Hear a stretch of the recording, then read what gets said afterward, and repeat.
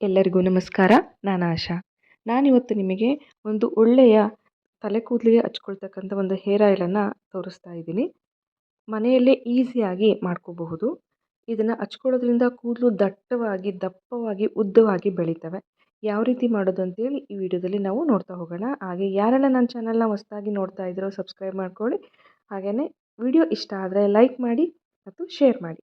ನಾನು ಈಗ ಇಲ್ಲಿ 2 ಈರುಳ್ಳಿಯನ್ನು ತಗೊಳ್ತಾ ಇದ್ದೀನಿ. ಸ್ವಲ್ಪ ಪ್ರಮಾಣದಲ್ಲಿ ಮಾಡ್ಕೊಳ್ತಾ ಇದ್ದೀನಿ. ಹಾಗಾಗಿ ಒಂದು 4ರಿಂದ 5 ಪೀಸ್ಗಳಾಗಿ ಕಟ್ ಮಾಡ್ಕೊಂಡ್ಬಿಟ್ಟು ಮಿಕ್ಸಿಯಲ್ಲಿ ಚೆನ್ನಾಗಿ ಸಣ್ಣಗೆ ನುಣ್ಣಗೆ ಪೇಸ್ಟ್ ಮಾಡ್ಕೊಳ್ತಾ ಇದ್ದೀನಿ. ಉದುರಾಗಿರಬಾರ್ದು, ಪೂರ್ತಿ ಈ ರೀತಿಯಾಗಿ ನೀರು ಬಿಟ್ಕೊಂಡು ಫುಲ್ಲು ಪೇಸ್ಟ್ ಆಗಿರಬೇಕು. ಅದನ್ನು ನಾನೀಗ ಏನು ಮಾಡ್ತಾ ಇದ್ದೀನಿ ಅಂದರೆ, ಒಂದು ಬಾಣಲಿಯಲ್ಲಿ ಒಂದು ಬಟ್ಲಷ್ಟು ಎಣ್ಣೆಯನ್ನು ತಗೊಳ್ತಾ ಇದ್ದೀನಿ, ಕೊಬ್ಬರಿ ಎಣ್ಣೆನ. ಅದನ್ನು ಲೈಟಾಗಿ ಕಾಯ್ಲಿಕ್ಕೆ ಇಡ್ತಾ ಇದ್ದೀನಿ. ಇನ್ನೇನು ಸ್ವಲ್ಪ ಲೈಟಾಗಿ ಕಾಯ್ತಾ ಇದೆ ಅನ್ನೋ ಟೈಮಲ್ಲಿ ನೀವು ಅದಕ್ಕೆ ನಾವೇನು ಮಿಕ್ಸಿ ಮಾಡ್ಕೊಂಡಿರ್ತೀವಲ್ಲ, ನಾವು ಈರುಳ್ಳಿಯ ಆ ಪೇಸ್ಟನ್ನು ಅದಕ್ಕೆ ಹಾಕಬೇಕು. ಹಾಕಿ ಚೆನ್ನಾಗಿ ಮಿಕ್ಸ್ ಮಾಡಬೇಕು. ನೋಡಿ, ಈ ಈರುಳ್ಳಿಯಲ್ಲಿ ಏನೆಲ್ಲ ಅಂಶಗಳಿದ್ದಾವೆ ಅಂದರೆ, ಜಿಂಕ್ ಇದೆ, ಸಲ್ಫರ್ ಇದೆ, ಪೋಲಿಕ್ ಆ್ಯಸಿಡ್ ಇದೆ, ಹಾಗೆ ವಿಟಮಿನ್ ಬಿ ಮತ್ತು ಪೊಟ್ಯಾಷಿಯಮ್ನಂತಹ ಕೆಲವೊಂದು ಪೋಷಕಾಂಶಗಳಿದ್ದಾವೆ. ಇವೇನು ಮಾಡ್ತವೆ ಅಂದರೆ, ಕೂದಲು ಚೆನ್ನಾಗಿ ಉದ್ದ ಮತ್ತು ದಪ್ಪ ಬೆಳೀಲಿಕ್ಕೆ ಸಹಾಯ ಮಾಡುತ್ತೆ. ಅಷ್ಟೇ ಅಲ್ಲದೆ ಈ ಪೋಷಕಾಂಶ ಯಾವ ರೀತಿಯಾಗಿ ಕೆಲಸ ಮಾಡುತ್ತೆ ಅಂದರೆ, ಇದು ಚಳಿಗಾಲ ಬೇರೆ. ಇಂಥ ಟೈಮಲ್ಲಿ ಈ ಈರುಳ್ಳಿಯ ಪೇಸ್ಟು, ಈರುಳ್ಳಿಯ ರಸ, ಹಾಗೆ ಈ ಈರುಳ್ಳಿಯ ಎಣ್ಣೆಯನ್ನು ಹಚ್ಕೊಳ್ಳೋದ್ರಿಂದ ತುಂಬಾ ಉಪಯೋಗ. ಇದು ಎಲ್ಲಿ ತನಕ ಕಾಯಬೇಕು ಅಂದರೆ, ಕಲರ್ ಚೇಂಜ್ ಆಗುತ್ತೆ ಎಣ್ಣೆದು, ಹಾಗೆ ಈರುಳ್ಳಿಯ ಕಲರು ಸಹ ಚೇಂಜ್ ಆಗುತ್ತೆ. ಪೇಸ್ಟ್ ಹಾಕಿದ್ದೀವಲ್ಲ, ಅದು ಅಲ್ಲಿ ತನಕ ಚೆನ್ನಾಗಿ ಇದೇ ಥರ ಗುರಾಡ್ತಾ ಇರಬೇಕು. ಸ್ಟಿರ್ ಮಾಡ್ತಾ ಮಾಡ್ತಾ ಎಣ್ಣೆಯನ್ನು ಸಣ್ಣ ಉರಿಯಲ್ಲೇ ಕಾಯ್ತಾ ಇರಲಿ. ಈ ಈರುಳ್ಳಿಯಲ್ಲಿರ್ತಕ್ಕಂಥ ಪೋಷಕಾಂಶ ಯಾವ ರೀತಿಯಾಗಿ ವರ್ಕ್ ಮಾಡುತ್ತೆ ಅಂದರೆ, ಈ ಚಳಿಗಾಲದಲ್ಲಿ ನಮಗೆ ಏರ್ಸು ಮತ್ತು ತಲೆ ಕೂದಲು ಎಲ್ಲನ ತುಂಬ ಡ್ರೈ ಆಗಿರುತ್ತೆ ಅಲ್ವಾ. ಅದರಿಂದ ಏನಾಗುತ್ತೆ ಅಂದರೆ, ಅಲ್ಲಿ ಬ್ಯಾಕ್ಟೀರಿಯಾ ಮತ್ತು ಫಂಗಸ್ ಬೆಳೀಲಿಕ್ಕೆ ಚಾನ್ಸಸ್ ಇರುತ್ತೆ. ಆವಾಗ ನಮಗೆ ಕೂದಲು ಸಿಕ್ಕಾಪಟ್ಟೆ ಕಡಿತ ಬರುತ್ತೆ, ಡ್ಯಾಂಡ್ರಫ್ ಆಗುತ್ತೆ. ಆಮೇಲೆ ಬುಡದಿಂದ ತುದಿ ತನಕನೂ ಸಹ ಕೂದಲು ಪೂರ್ತಿ ಒರಟಾಗುತ್ತೆ. ಆಮೇಲೆ ಕವಲು ಹೊಡೆಯುತ್ತೆ, ಸ್ಪ್ಲಿಟ್ ಆಗುತ್ತೆ ಅಂತ ಹೇಳ್ತಾರಲ್ಲ, ಆ ರೀತಿ ಎಲ್ಲ ಆಗುತ್ತೆ. ಅದೆಲ್ಲದಕ್ಕೂ ಸಹ ಇದು ಚೆನ್ನಾಗಿ ಯೂಸ್ ಆಗುತ್ತೆ. ಈರುಳ್ಳಿಯಲ್ಲಿರ್ತಕ್ಕಂಥ ಅಂಶ ಏನು ಮಾಡುತ್ತೆ, ಬ್ಯಾಕ್ಟೀರಿಯಾಗಳ ವಿರುದ್ಧ ಅದು ಆ್ಯಕ್ಟಿವ್ ಆಗುತ್ತೆ. ಅದ್ರ ವಿರುದ್ಧ ಇದು ಕೆಲಸ ಮಾಡುತ್ತೆ. ಅದೇ ರೀತಿ ಆ್ಯಂಟಿ ಫಂಗಸ್ ಆಗಿಯೂ ಸಹ ಇದು ವರ್ಕ್ ಮಾಡುತ್ತೆ. ಈಗ ಎಣ್ಣೆ ಎಷ್ಟು ಬಿಸಿಯಾಗಿದೆ ಅಂತ ನೋಡ್ಕೊಳ್ಳಿ. ಅದು ಸ್ವಲ್ಪ ತಣಿಬೇಕು, ಕಲರು ಸಹ ಚೇಂಜ್ ಆಗಿದೆ. ಸ್ವಲ್ಪ ಆರಲಿಕ್ಕೆ ಇಡಬೇಕು. ಆರಲಿಕ್ಕೆ ಇಟ್ಟ ನಂತರ, ಬಿಸಿಯಾಗಿರಬೇಕು, ಸ್ವಲ್ಪ ಇಟ್ಟ ನಂತರ ಏನು ಮಾಡಬೇಕು ಅಂದರೆ, ಯಾವುದಾದ್ರೂ ಒಂದು ಬಟ್ಟೆ, ಕಾಟನ್ ಬಟ್ಟೆ, ಅಥವಾ ನಾನಿಲ್ಲಿ ಅಂಗಡಿಯಿಂದ ತರೋಕ್ಕೆ ಒಂದು ಬಟ್ಟೆ ಬ್ಯಾಗ್ ಇರುತ್ತಲ್ಲ, ಆ ಬಟ್ಟೆ ಬ್ಯಾಗನ್ನು ತೊಗೊಂಡಿದ್ದೀನಿ. ನೆಕ್ಸ್ಟ್ ಇದನ್ನೇನು ಮಾಡಬೇಕು ಅಂದರೆ, ಸೋಸ್ಕೋಬೇಕು. ನೀವು ಈ ಬಟ್ಟೆ ಬ್ಯಾಗ್ ಆದರೂ ತೊಗೊಳ್ಳಿ, ಅಥವಾ ಯಾವುದಾದ್ರೂ ಕಾಟನ್ ಬಟ್ಟೆಯನ್ನು ಚೆನ್ನಾಗಿ ಅದು ಎಣ್ಣೆ ಅದರೊಳಗಡೆ ಇಳಿಬೇಕು. ಆ ರೀತಿಯಾಗಿ ನಮಗೆ ಇಳಲಿಕ್ಕೆ ಸಹಾಯ ಆಗಬೇಕು ಅಂಥ ಒಂದು ಬಟ್ಟೆಯನ್ನು, ಅಥವಾ ಈ ರೀತಿಯಾಗಿ ಬ್ಯಾಗ್ಸ್ ನಮಗೆ ತುಂಬಾ ಸಿಗುತ್ತೆ. ನಾವು ಎಲ್ಲೆಲ್ಲೋ ಬಿಸಾಕಿರ್ತೀವಿ, ಇಂಥ ಬ್ಯಾಗ್ನೂ ಸಹ ಯೂಸ್ ಮಾಡ್ಕೋಬೋದು. ಈಗ ಇದನ್ನೇನು ಮಾಡಬೇಕು ಅಂದರೆ, ಚೆನ್ನಾಗಿ ಹಿಂಡಬೇಕು. ನಿಮಗೆ ಕಲರ್ ಕಾಣ್ತಾ ಇರ್ಬೋದು ನೋಡಿ, ಈರುಳ್ಳಿ ಕಲರು ಚೇಂಜ್ ಆಗಿದೆ, ಕೆಂಪಾಗಿದೆ. ಅಲ್ಲಿ ತನಕನೂ ಅದನ್ನು ಮಾಡ್ಕೊಂಡ್ಬಿಟ್ಟು ಈ ರೀತಿಯಾಗಿ ಹಿಂಡಬೇಕು.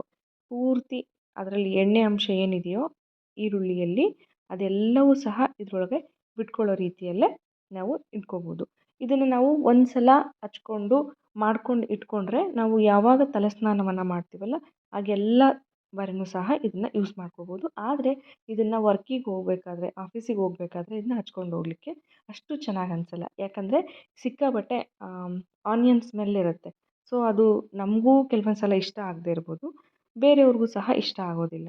ನೀವು ಇದನ್ನು ಯಾವಾಗ ಯೂಸ್ ಮಾಡಬೇಕು ಅಂದರೆ, ಯಾವಾಗ ನೀವು ತಲೆ ಸ್ನಾನವನ್ನು ಮಾಡ್ತೀರಲ್ಲ, ಆ ತಲೆ ಸ್ನಾನವನ್ನು ಮಾಡಲಿಕ್ಕೂ 2 ಗಂಟೆ ಮುಂಚಿತವಾಗಿ ಈ ಎಣ್ಣೆನ ಚೆನ್ನಾಗಿ ಸ್ಕಾಲ್ಪ್ಗೆ, ಬುಡದಿಂದ ತುದಿ ತನಕ ಚೆನ್ನಾಗಿ ಹಚ್ಕೋಬೇಕು. ಆ ರೀತಿಯಾಗಿ ಮಾಡ್ಕೊಂಡಿರಬೇಕು. ಇದನ್ನು ಆಫೀಸ್ಗೆ ಹಚ್ಕೊಂಡು ಹೋಗ್ಲಿಕ್ಕೆ ಆಗಲ್ಲ. ನೋಡಿ, ಇಷ್ಟು ಎಣ್ಣೆ ಬಂದಿದೆ. ನಾನೊಂದು ಬೌಲ್ ಎಣ್ಣೆ ತೊಗೊಂಡಿದ್ದೆ. ಈರುಳ್ಳಿ ರಸನೂ ಸೇರಿಬಿಟ್ಟು ಕಲರು ಸಹ ಚೇಂಜ್ ಆಗಿದೆ. ಈಗ ಇದನ್ನು ನಾನು ಏನು ಮಾಡ್ತೀನಿ ಅಂದರೆ, ಒಂದು ಯಾವುದಾದ್ರೂ ಕಂಟೈನರಲ್ಲಿ, ನೀವು ಯಾವ ಕಂಟೈನರ್ ತೊಗೊಳ್ತೀರೋ ಆ ಕಂಟೈನರಲ್ಲಿ ತೊಗೊಂಡ್ಬಿಟ್ಟು, ಸ್ವಲ್ಪ ಈರುಳ್ಳಿದು ಸ್ಮೆಲ್ ಇರುತ್ತೆ. ಹಾಗಾಗಿ ಏನು ಮಾಡಬೇಕು ಅಂದರೆ, ಅದಕ್ಕೆ ಯಾವುದಾದ್ರೂ ಒಂದು ಎಸೆನ್ಷಿಯಲ್ ಆಯಿಲ್ ಸಿಗುತ್ತೆ. ಅದಾದರೂ ಆಯಿತು, ಇಲ್ಲ ಅಟ್ಲೀಸ್ಟ್ ಏನೂ ಸಿಗಲಿಲ್ಲ ಅಂದರೆ ಮನೆಯಲ್ಲಿ ಲವಂಗ ಆದರೂ ಇರುತ್ತೆ. ಆ ಲವಂಗವನ್ನಾದ್ರೂ ಸಹ ಹಾಕ್ಕೊಂಡ್ರೆ ಈರುಳ್ಳಿ ಸ್ಮೆಲ್ ಅನ್ನೋದು ಕಮ್ಮಿ ಆಗುತ್ತೆ. ಅದನ್ನ ಹಾಕ್ಬಿಟ್ಟು ಏನು ಮಾಡಬೇಕು ಅಂದರೆ, ಒಂದು 2 ದಿನ ಬಿಸಿಲಿಗೆ ಇಡಬೇಕು. ಬೆಳಗ್ಗೆ ಬಿಸಿಲಿಗಿಡಿ, ಸಂಜೆ ತೆಗೆದು ಒಳಗಿಡಿ. ಈ ರೀತಿ ಮಾಡೋದ್ರಿಂದ ಎಣ್ಣೆಯಲ್ಲಿ ಚೆನ್ನಾಗಿ ಆ ಈರುಳ್ಳಿ ಬೆರೆತ್ಕೊಳ್ಳುತ್ತೆ. ಆ ಈರುಳ್ಳಿ ರಸ ಅಂತಕ್ಕಂಥದ್ದು ಕುದ್ದಾಗ್ಲೂ ಸಹ ಚೆನ್ನಾಗಿ ಬೆರೆತಿರುತ್ತೆ. ಈರುಳ್ಳಿ ಬಿಸಿಲಿಗಿಟ್ಟಾಗಲೂ ಸಹ ಚೆನ್ನಾಗಿ ಆ್ಯಕ್ಟಿವ್ ಆಗುತ್ತೆ. ಅದರ ಸತ್ವ ಇನ್ನೂ ಜಾಸ್ತಿ ಹೆಚ್ಚುತ್ತೆ. ಅದಲ್ಲದೆ ಲವಂಗನೂ ಸಹ ಹಾಕಿದ್ದೀವಲ್ಲ ಅದನ್ನು ಸಹ ಅದ್ರ ಜೊತೆ ಮಿಕ್ಸ್ ಆಗುತ್ತೆ. ಸೊ ಈರುಳ್ಳಿ ಸ್ಮೆಲ್ ಅನ್ನೋದು ನಮಗೆ ಕಮ್ಮಿ ಆಗುತ್ತೆ. ಈ ರೀತಿಯಾಗಿ ನಾವು ಮನೆಯಲ್ಲೇ ಆಯಿಲನ್ನು ಈರುಳ್ಳಿ ಎಣ್ಣೆಯನ್ನು ಮಾಡ್ಕೋಬೋದು. ಇದರಿಂದ ನಾವು ಕಂಟಿನ್ಯೂ ಹಚ್ತಾ ಬಂದರೆ ನಮಗೆ ಚೆನ್ನಾಗಿ ಏರ್ಸ್ ಗ್ರೋತ್ ಆಗುತ್ತೆ, ದಪ್ಪ ಆಗುತ್ತೆ, ಉದ್ದ ಬೆಳೆಯುತ್ತೆ.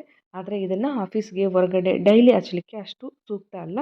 ತಲೆ ಸ್ನಾನ ಮಾಡೋಕ್ಕೂ ಮುಂಚೆ 2 ಗಂಟೆಗಳ ಮುಂಚೆ ಇದನ್ನ ಹಚ್ಕೊಂಡ್ಬಿಟ್ಟು ನೀವು ಯಾವ ಶಾಂಪೂನ ಯೂಸ್ ಮಾಡ್ತೀರೋ ಆ ಶಾಂಪೂವನ್ನು ಹಾಕ್ಕೊಂಡು ತಲೆ ಸ್ನಾನವನ್ನು ಮಾಡಿ. ನೋಡಿ ಇಲ್ಲಿ ತೊಗೊಂಡಿದ್ದೀನಿ ನಾನು ಒಂದು 4 ನಾನಿಲ್ಲಿ ಒಂದು ಬೌಲ್ನಷ್ಟು ತೋರಿಸ್ಲಿಕ್ಕೆ ಮಾಡಿರೋದು.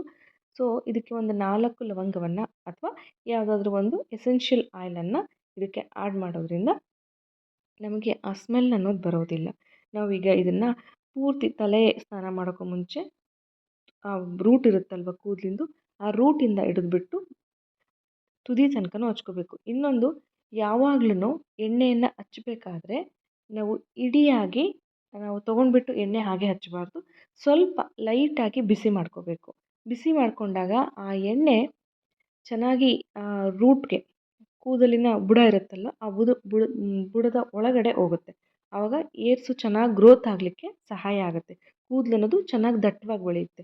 ಯಾವುದೇ ಎಣ್ಣೆಯನ್ನು ಹಚ್ಚಿ ನೀವು ಸ್ವಲ್ಪ ನಚ್ಚು ಬೆಚ್ಚಗೆ ಅಂತಾರಲ್ಲ ಆ ರೀತಿಯಾಗಿ ಬಿಸಿ ಮಾಡ್ಕೊಂಡ್ಬಿಟ್ಟೆ ಹಚ್ಕೋಬೇಕು. ನೀವು ಹಾಗೆ ಡೈರೆಕ್ಟಾಗಿ ಹಚ್ಚಿದರೆ ಅದು ಮೇಲ್ಮೇಲೆ ಹಾಗೆ ನಿಂತ್ಕೊಳ್ಳುತ್ತೆ ವಿನಃ, ಎಸ್ಪೆಷಲಿ ಈಗ ಚಳಿಗಾಲ, ಈಗಂತೂ ಕಂಪಲ್ಸರಿಯಾಗಿ ಬಿಸಿ ಮಾಡ್ಕೊಳ್ಲೇಬೇಕು. ಆ ರೀತಿಯಾಗಿ ಮಾಡ್ಕೊಂಡು ಹಚ್ಕೊಂಡ್ರೆ ಮಾತ್ರ ನಮಗೆ ಇನ್ನೊಂದು ಶೀತನೂ ಆಗೋದಿಲ್ಲ. ಕೆಲವರಿಗೆ ಈ ಚಳಿಗಾಲದಲ್ಲಿ ಎಣ್ಣೆ ಹಚ್ಚಲೇಬೇಕಾ, ಶೀತ ಆಗುತ್ತೆ ನಮಗೆ ಅಂತೇಳಿ ಹೇಳ್ತಾರೆ. ಸೊ ಅಂಥವರು ನಚ್ಚಬೆಚ್ಚಗೆ ಎಣ್ಣೆನ ಬಿಸಿ ಮಾಡಿಕೊಂಡು ನೀವು ಕೈಯಲ್ಲಿ ಮುಟ್ಟಿದ್ರೆ ಗೊತ್ತಾಗುತ್ತೆ ಎಷ್ಟು ಬಿಸಿ ಬೇಕು ಅಂತೇಳಿ. ಅಷ್ಟು ಮಾಡ್ಕೊಂಡ್ಬಿಟ್ಟು ಚೆನ್ನಾಗಿ ಬುಡದಿಂದ ಹಚ್ಕೊಂಡು ಲೈಟಾಗಿ ಮಸಾಜ್ ಮಾಡಬೇಕು. ಮಸಾಜ್ ಮಾಡಿಬಿಟ್ಟು ಒಂದು 2 ಅವರ್ಸ್ ಬಿಟ್ಟು ಆಮೇಲೆ ಶಾಂಪೂ ಹಾಕಿ ತೊಳ್ಕೊಂಡ್ರೆ ಆಯಿತು. ಈ ರೀತಿಯಾಗಿ ನೀವು 1-2 ತಿಂಗಳು ಕಂಟಿನ್ಯೂ ಮಾಡ್ತಾ ಬಂದ್ರಿ ಅಂದರೆ ಚೆನ್ನಾಗಿ ಗ್ರೋತ್ ಆಗುತ್ತೆ. ನೀವು ರೆಗ್ಯುಲರಾಗಿ ಎಣ್ಣೆ ಹಚ್ತೀರಂದರೆ ಬೇರೆ ಕೊಬ್ಬರಿ ಎಣ್ಣೆ, ಕರಿಬೇವು, ಮೆಂತ್ಯ ಅದೆಲ್ಲ ಹಾಕಿ ಮಾಡ್ಕೋತೀರಲ್ಲ ಆ ರೀತಿ ಎಣ್ಣೆ ಡೈಲಿ ಹಚ್ಬೋದು. ಆದರೆ ಇದನ್ನು ಮಾತ್ರ ತಲೆ ಸ್ನಾನ ಮಾಡೋಕ್ಕೂ ಮುಂಚೆ ಮಾತ್ರ ಹಚ್ಚಲಿಕ್ಕೆ ಆಗುತ್ತೆ. ಸೊ ಈ ರೀತಿಯಾಗಿ ಮಾಡ್ತಾ ಬಂದರೆ ಕೂದಲು ಚೆನ್ನಾಗಿ ದಟ್ಟವಾಗಿ ಉದ್ದ ಬರುತ್ತೆ.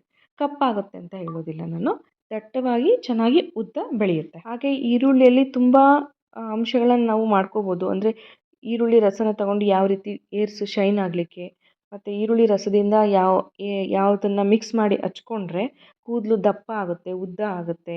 ಇನ್ನು ಬೇರೆ ಬೇರೆ ಯಾವ ರೀತಿಯಲ್ಲಿ ಈರುಳ್ಳಿ ರಸದಿಂದ ನಾವು ಮಾಡ್ಕೋಬೋದು, ಅದೇನೇನಂತೇಳಿ ನಾನು ನನ್ನ ನೆಕ್ಸ್ಟ್ ವೀಡಿಯೋದಲ್ಲಿ ಹೇಳ್ತಾ ಹೋಗ್ತೀನಿ. ಸೊ ಇವತ್ತಿನ ಈ ಒಂದು ವಿಡಿಯೋ ಕೆಲವರಿಗೆ ಯೂಸ್ ಆಯಿತು ಅಂತೇಳಿ ಅನ್ಕೋತೀನಿ. ಉಪಯೋಗ ಆಯಿತು ಅನಿಸಿದ್ರೆ ಒಂದು ಲೈಕ್ ಮಾಡೋದನ್ನು ಮರಿಬೇಡಿ.